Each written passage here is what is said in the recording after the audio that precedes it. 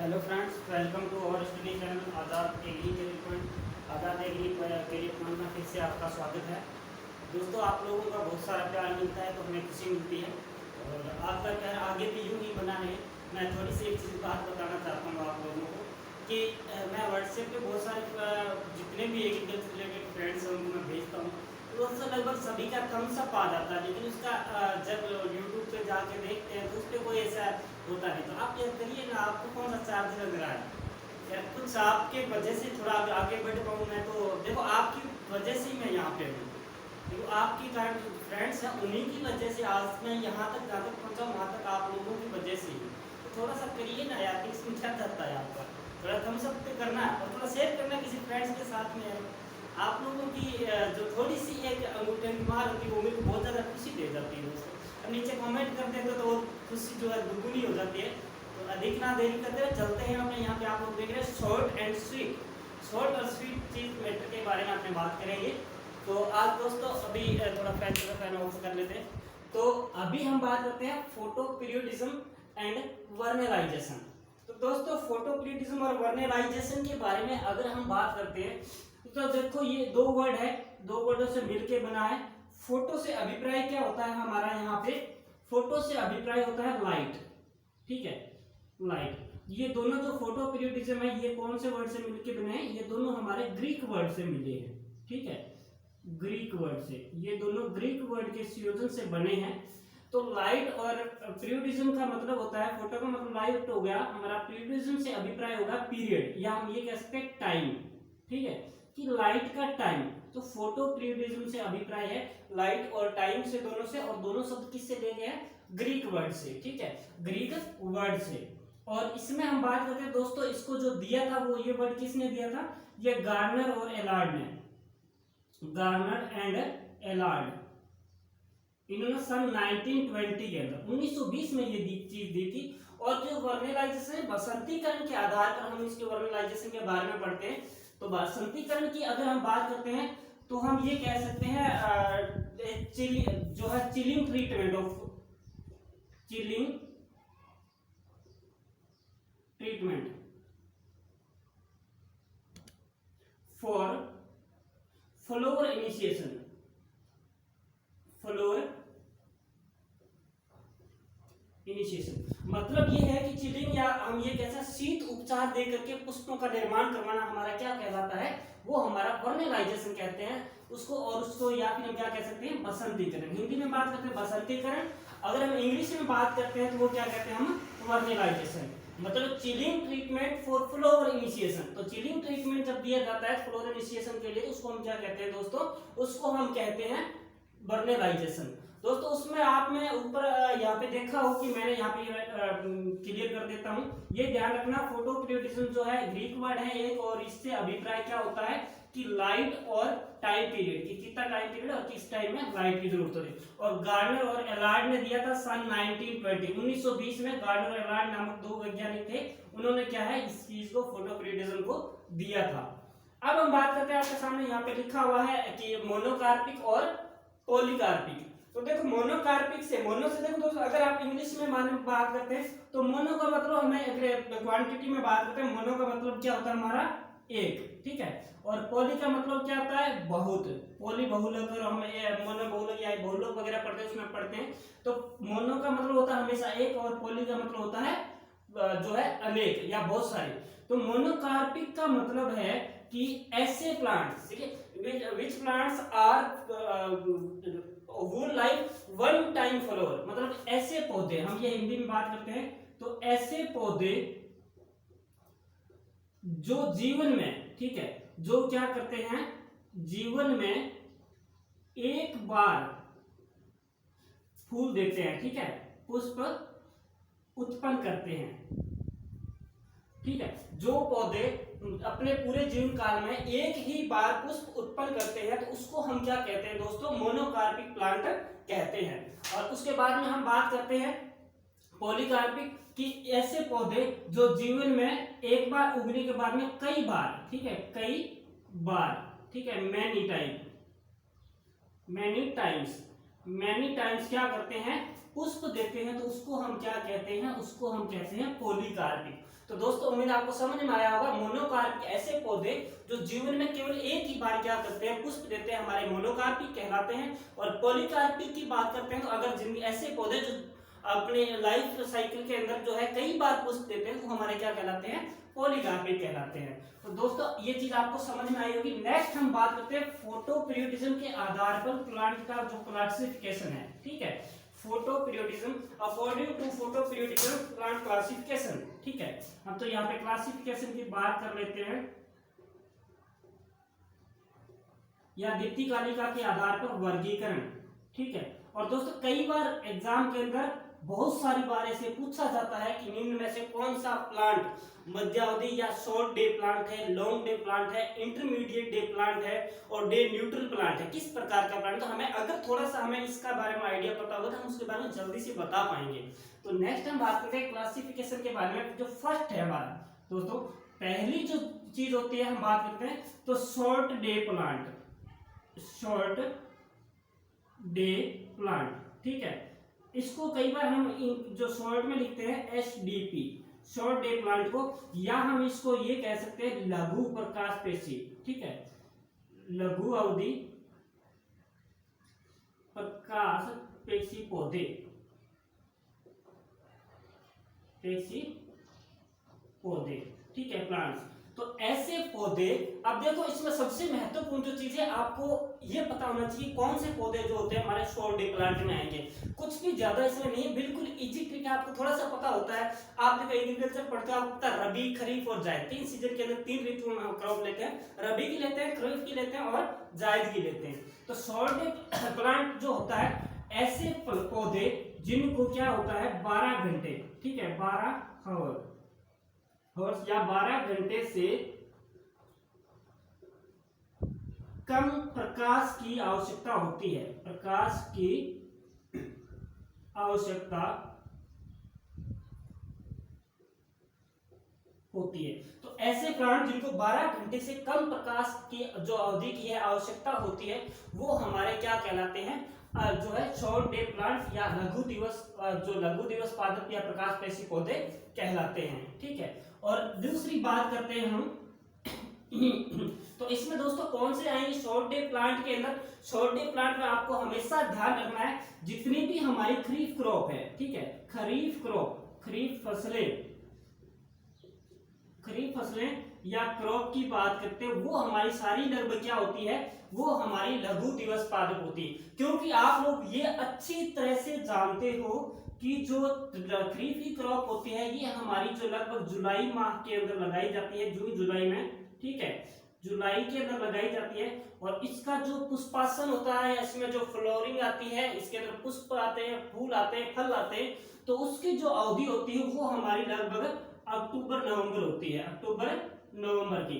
तो ये जो इस अक्टूबर नवंबर के अंदर क्या होता है, हमारा दिन का जो प्रकाश की अवधि होती है, इनको जो प्रकाश मिलता है वो क्या है, लेस देन 12 आवर्स, ठीक है, मतलब क्या है, लेस देन 12 आवर्स, मतलब 12 घंटे से कम की अवधि के अंदर ये अपना पुष्पासन कर लेते हैं, तो इसलिए हम इसको क्या कहते हैं, शॉर्ट डे प्लांट। तो आपको ध्यान रखना है, अगर कोई भी खरीफ क्रॉप आ जाती है आपसे पूछा जाए तो आप आंख बंद करके भी कह सकते हो ये कौन सी क्रॉप है हमारी, ये हमारी शॉर्ट डे प्लांट है, SDP है। दूसरी बात करते हैं दोस्तों, तो दूसरा हमारा इसी में बात करते हैं long day plant, long day plant, या इसको हम ये कह सकते हैं LDP, या ठीक है, इसको दीर्घ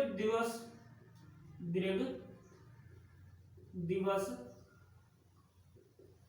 प्रकाश पेशी पौधे भी कहते हैं, ठीक है, पौधे। तो अब दोस्तों आप लोग समझ गए होंगे मैं जो चीज कहना चाह रहा हूं, क्योंकि यहाँ पे खरीफ के आगे आपको पता है। तो इसका उदाहरण अगर हम समझें तो हमारी रबी क्रॉप, ठीक है, ऑल रबी क्रॉप, ठीक है, ऑल रबी क्रॉप से अभिप्राय है जितनी भी रबी के अंदर बुआई की जाने वाली फसलें हैं, आप लोग सभी जानते हो कि अक्टूबर से नवंबर के अंदर, अक्टूबर से नवंबर में इनकी हमारी क्या होती है, सोइंग होती है, ठीक है, बुआई होती है, और उसके बाद में इसकी जो कटाई होती है या पकने की अवस्था होती है वो हमारी कौन सी होती है, मार्च अप्रैल के अंदर, मार्च अप्रैल। तो ये दोस्तों ये मार्च अप्रैल की अवधि है ना, इसका पुष्पन होता है, फलन होता है, उस अवधि को क्या है, फोटो पीरियोडिज्म के अंदर शामिल किया जाता है, तो इस दिन हमें क्या करता है, मोर देन 14 आवर्स, ठीक है, मोर देन 14 आवर्स। तो ये चीज ध्यान रखना, मतलब 14 घंटे से ज्यादा प्रकाश की आवश्यकता होती है, घंटे से ज्यादा। तो हमारी जितनी भी रबी क्रॉप्स है वो हमारी कौन सी है, वो हमारी लॉन्ग डे प्लांट है, ठीक है। तो ये चीज आपको ध्यान रखनी है। तीसरा आप लोग दोस्तों समझ ही गए होंगे, इंटरमीडिएट प्लांट, ठीक है, इंटरमीडिएट प्लांट है, और या हम इसको ये कह सकते हैं मध्यावधि, मध्यावधि। तो ऐसे पौधे जिनको क्या है 12 से 14 घंटे, 12 से 14 घंटे प्रकाश की आवश्यकता होती है, वो हमारे क्या कहलाते हैं, आवश्यकता होती है, तो वो हमारे क्या कहलाते हैं, वो हमारे दोस्तों कहलाते हैं इंटरमीडिएट प्लांट। और नेक्स्ट आगे हम बात करते हैं चौथे जो हमारा टाइप की, तो चौथा टाइप दोस्तों होता है आपका डे न्यूट्रल प्लांट। अब डे न्यूट्रल प्लांट का अभिप्राय क्या होता है, डे न्यूट्रल प्लांट के ऊपर प्रकाश की अवधि का कोई फर्क नहीं पड़ता है, ठीक है, प्रकाश की अवधि का कोई फर्क नहीं पड़ता है। चौथा हमारा है डे न्यूट्रल प्लांट, ठीक है। नोट इफेक्ट और लाइट, मतलब ये कह सकते हैं प्रकाश का कोई प्रभाव नहीं पड़ता, प्रकाश का कोई प्रभाव नहीं पड़ता इस पे, तो वो हमारे क्या कहलाते हैं, डे न्यूट्रल प्लांट कहलाते हैं। तो डे न्यूट्रल प्लांट में दोस्तों देखो जो लगभग हम ये कह सकते हैं जो 2 ऋतुओं से ज्यादा के अंदर चलते हैं, ठीक है, जो ऐसे प्लांट जो या तो कई अलग ऋतुओं में बोए जाते हैं, विभिन्न प्रकार की ऋतुओं के अंदर बो दिए जाते हैं, अलग अलग सीजन में बो दिए जाते हैं, वो इसमें शामिल हो जाएंगे। या ऐसे प्लांट जो हमारे क्या करते हैं 2 ऋतुओं से ज्यादा में चलते हैं। अगर हम बात करते हैं कैन की, ठीक है, शुगर कैन की,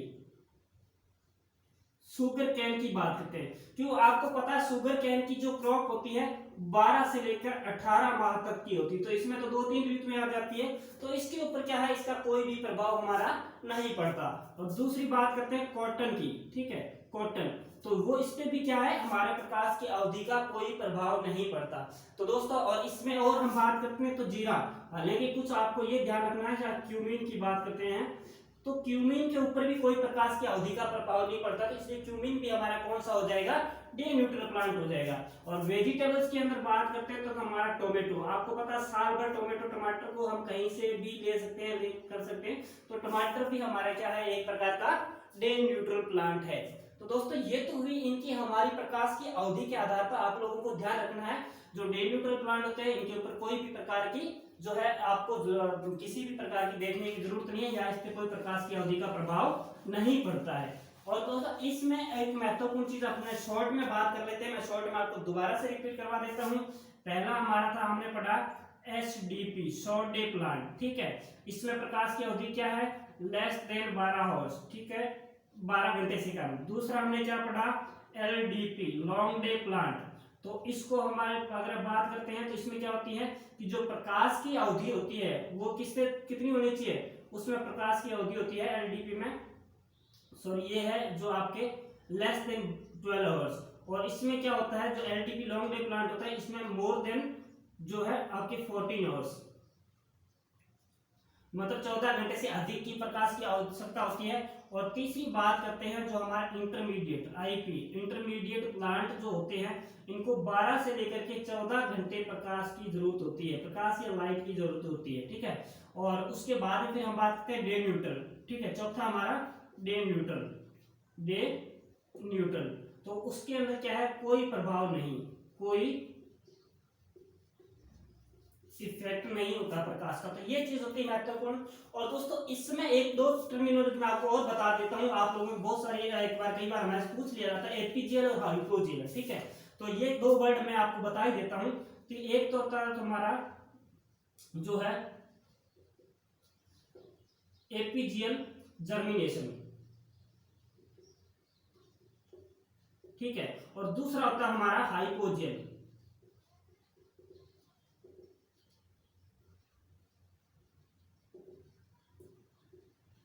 एपीजीएल और हाइपोजेल जर्मिनेशन होता है, कई बार हमें यह पूछ लिया जाता है कि निम्न में से कौन सा पौधा एपीजीएल अंकुरण वाला है जर्मिनेशन वाला, निम्न में से कौन सा पौधा हाइपोजेल जो है जर्मिनेशन वाला। तो दोस्तों इसमें एक ही चीज आपको ध्यान रखनी है कि ऐसे पौधे, ठीक है, ऐसे पौधे जैसे हमने जमीन के अंदर क्या किया है, हमने बीज डाला है, ठीक है, हम कोई जमीन के अंदर बीज डालते हैं और ये हमारा बीज यहाँ पे उग गया, ठीक है, यहाँ बीज डाला हमने और ये क्या करेगा, ये ग्रो करेगा ना दोस्तों।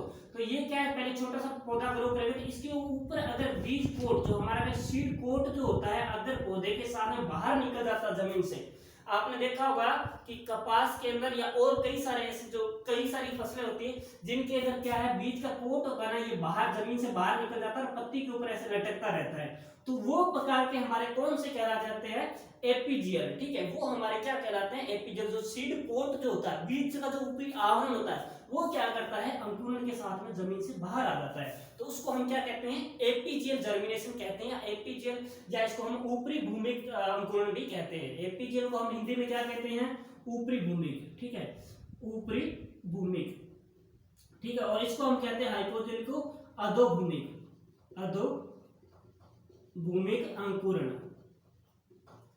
तो दोस्तों अधोभूमिक अंकुरण के अंदर क्या चीज होती है कि ये चीज, जैसे ये सीड कोट ऊपर बाहर आया, तो इसके अंदर जैसे ही आप जमीन में आपने कोई बीज डाला, तो इसके बीज का जो सीड कोट है वो यहीं रह जाता है, केवल पौधा ही बाहर निकलता है, पौधा ही क्या अंकुरित होकर बाहर निकलता है, इसका सीड कोट क्या रह जाता है, जमीन के अंदर ही रह जाता है। तो ये होता है हमारा एपीजियल और हाइपोजियल, और ये बहुत सारे एग्जाम के पूछा जाता है फ्रेंड्स, ये ध्यान रखना आप लोगों को। अगर आप लोग क्योंकि एग्रीकल्चर से जुड़े हुए हैं, तो आप लोग सभी जमीन से जुड़े हुए लोग हो, आपको पता है कि कौन सा बीज जो होता है, इसका बीज कोट ऊपर बाहर आ जाता है, किसका बीज कोट है वो नीचे रह जाता है। तो आप लोग समझ गए होंगे एपीजियल और हाइपोजियल के बारे में।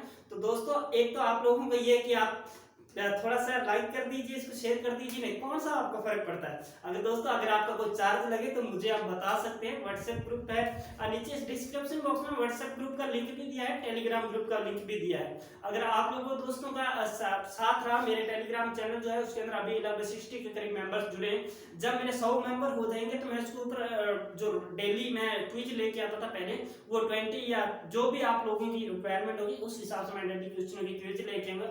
तो दोस्तों करिए ना यार, लाइक करिए, शेयर कीजिए इसको, ताकि मुझे भी अच्छा लगे और आप लोगों के लिए हमेशा अच्छे से अच्छा वीडियो लेके आऊं। और इस वीडियो के बारे में विशेष रूप से दोस्तों आप जरूर लाइक करके और मुझे नीचे कमेंट बॉक्स में बताएं कि आपको ये वीडियो कैसा लगा। और अगेन आपको रक्षाबंधन की बहुत बहुत सभी भाई बहनों को बहुत बहुत बधाई। Thank you so much watching for this video.